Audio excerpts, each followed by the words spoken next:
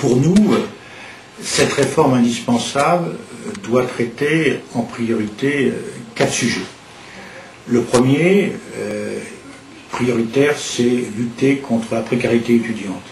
Chacun sait, à Poitiers, comme dans toutes les universités, de plus en plus d'étudiants sont obligés d'avoir recours au travail précaire pour payer tout simplement leurs études. Les conséquences, nous les connaissons, échecs, travail difficile à l'université, sans connaître tous les autres problèmes. Aujourd'hui, il faut s'attaquer à ce sujet de la précarité. Toutes les études ont été faites, que ce soit au Parlement ou ailleurs. Et s'attaquer à cette précarité, c'est s'attaquer véritablement à la ressource de l'étudiant. Comment on peut offrir aux étudiants, pour leur parcours universitaire, une ressource garantie. C'est revoir le système des bourses, mais à côté, c'est aussi de revoir leurs conditions de vie.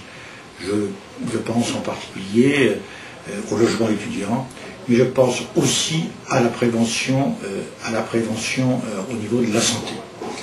La deuxième priorité, pour moi, c'est la réforme du premier cycle universitaire. On parle beaucoup du premier cycle universitaire, on parle beaucoup, malheureusement, de l'échec qui existe pour certains étudiants issus de bacs technologiques ou professionnels. Je crois que cet échec est insupportable pour la collectivité et insupportable pour chacun des étudiants qui sort du système universitaire sans diplôme. Il faut que notre société s'y attaque, et pour s'y attaquer, il faut traiter plusieurs sujets. L'orientation des étudiants, mais aussi l'encadrement. Nous sommes un des pays de l'OCDE qui consacrons le moins d'argent à l'encadrement des étudiants de premier cycle à l'université.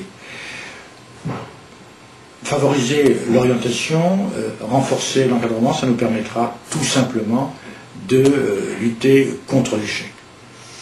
La troisième priorité qui est importante, c'est vis-à-vis de nos doctorants et post-doc. Les doctorants, il n'y a pas suffisamment de doctorants en France par rapport à d'autres pays comme l'Allemagne. Donc il faut pouvoir permettre aux doctorants de faire leur thèse dans de bonnes conditions, mais aussi il faut permettre aux doctorants d'être reconnus plus encore dans les conventions collectives. Il n'y a pas suffisamment de docteurs au sein de l'industrie. Concernant les post-docs, nous connaissons tous la problématique, c'est-à-dire un étudiant qui a fait une thèse en France, veut partir quelques années à l'étranger, aux États-Unis ou en Asie. Son problème, c'est le retour, car nous ne sommes pas en mesure de lui offrir des postes à la hauteur de ses compétences, ce qui fait que c'est un gâchis pour la société, mais aussi un gâchis pour lui-même. Oui, la quatrième priorité, c'est la lisibilité de notre système d'enseignement supérieur et de recherche au niveau international. Chacun s'accorde à dire que notre système n'est pas lisible. Quelle est la place des universités par rapport aux organismes de recherche? Quelle est la place de ces mêmes universités par rapport aux grandes écoles? C'est à l'État de pouvoir clairement préciser les places de chacun et de simplifier cette complexité. Je crois que là aussi, c'est une réforme indispensable. Donc voilà 4 priorités indispensables pour faire cette réforme de l'université. Je constate que le projet de loi gouvernemental qui nous est proposé aujourd'hui au Parlement et qui va être encore débattu cet après-midi et qui a commencé à être débattu hier, ne traite absolument pas de ces 4 priorités. Donc ce projet de loi n'est pas à la hauteur d'une réforme que pourraient attendre nos concitoyens et les universités. Et la crainte que j'ai, c'est que n'étant pas au rendez-vous de la réforme, le gouvernement ne puisse pas, durant les 5 ans à venir, réformer l'université. On aura perdu 5 ans par excès de précipitation et par manque d'ambition du gouvernement.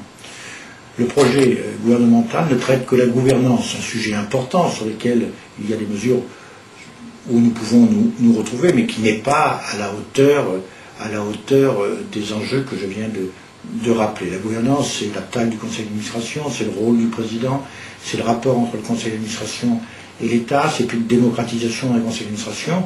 Tous ces sujets sont des sujets importants, mais qui devraient être l'aboutissement d'une réforme et non pas le préalable. Et je garde pour la fin le dernier sujet, qui est quand même le plus important et le plus parlant, c'est les finances et les moyens financiers pour une véritable réforme de l'enseignement supérieur et de la recherche.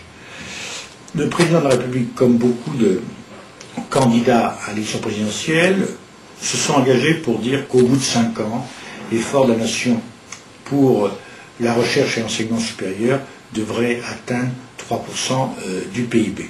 Nous en sommes encore loin. Et ce que je regrette, alors que nous sommes depuis 3 semaines en session au Parlement et que cette session extraordinaire s'achèvera dans 8-10 jours, il n'y aura pas 1 centime d'euro de consacré en plus à l'enseignement supérieur et à la recherche. C'est-à-dire que le gouvernement, qui a considéré que l'enseignement supérieur et la recherche devaient être une priorité, ne consacre pas 1 centime d'euro dans un collectif budgétaire pour donner un signe aux chercheurs, aux enseignants-chercheurs et aux étudiants. Je pense que plus qu'une erreur, c'est une faute, alors qu'au même moment, le gouvernement dépense 6 milliards d'euros pour des cadeaux fiscaux, alors que le déficit du budget de l'État s'élève à 40 milliards d'euros et que le déficit de l'assurance maladie s'élève à 13 milliards d'euros.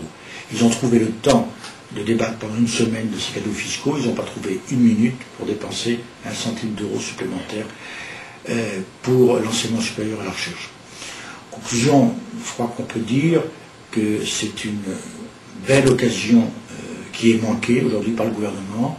C'est dommage pour les universitaires, c'est dommage pour les étudiants, c'est dommage pour l'ensemble du personnel de l'enseignement supérieur et de la recherche, car nous connaissions les uns et les autres chacune des priorités qu'il fallait résoudre: précarité, lutte contre la précarité, réforme du premier cycle, plus de doctorants, permettre aux post-doc revenir, plus de lisibilité de notre système d'enseignement supérieur.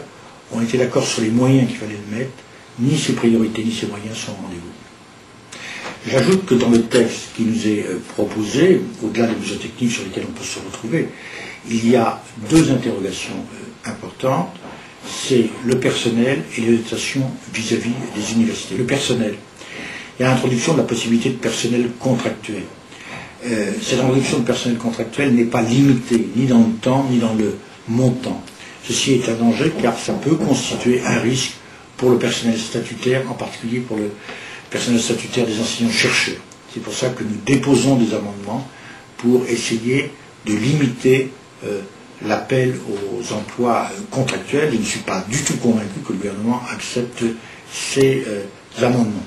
Et d'autre part, le deuxième manque de ce texte, c'est que nous sommes favorables à une remise à plat de la dotation globale de fonctionnement des universités, sur des critères objectifs, et en particulier des critères sociaux, pour remettre à niveau les universités aujourd'hui les plus faibles par rapport aux plus fortes.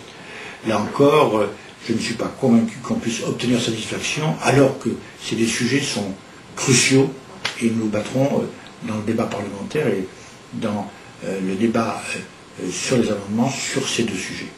Donc notre attitude sur ce projet de loi, qui n'est pas la réforme des universités et de l'enseignement supérieur, malheureusement, notre attitude c'est à la fois constructive, et nous nous opposerons sur des mesures que nous considérons comme dangereuses pour l'université et pour la communauté universitaire.